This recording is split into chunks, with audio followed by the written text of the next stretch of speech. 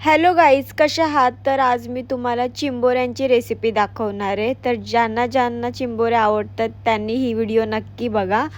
आणि फर्स्ट तर यांना साफ करण्यापासून खूप मेहनत असते आणि मी बिलकुल घाबरत नाही. लहानपणापासून यूज टू आहे या गोष्टींपासून, म्हणून मी बिंदास यांना पकडते पण. तर चला आता यांना साफ करून घेऊया.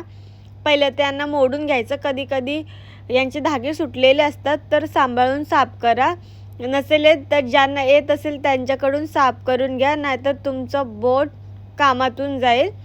आणि यांना चिखल लागलेला असतो, म्हणून यांचे सगळे फांगडे बिंगडे मोडून झाल्यानंतर मी यांना ब्रशनी साफ करते. आणि ह्याच्यासाठी मी सेपरेट ब्रश ठेवलेला आहे.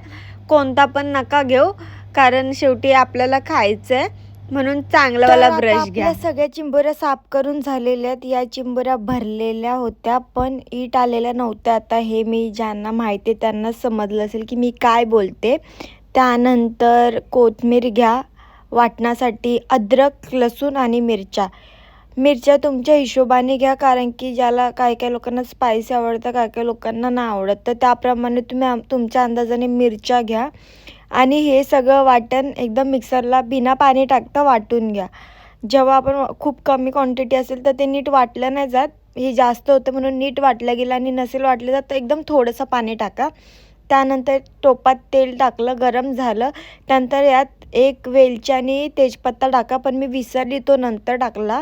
मी डायरेक्ट वाटण टाकलं. आता हे वाटण 2 मिनटं परतून घ्यायचं. मग त्यात हळद, आगरी कोली मसाला, गरम मसाला टाकायचा. तुमच्याकडे आगरी कोली मसाला नसेल तर तुम्ही लाल तिखट पण टाकू शकता, आणि गरम मसाला कोणता पण यूज करू शकता, असं काय नाही आहे. माझ्याकडे जो घरी होता तो मी यूज करते. मग ह्यांना मिक्स करून घ्या. मग आपल्या साफ केलेल्या चिंबोऱ्या टाका आणि मस्त मिक्स करून घ्यायचं.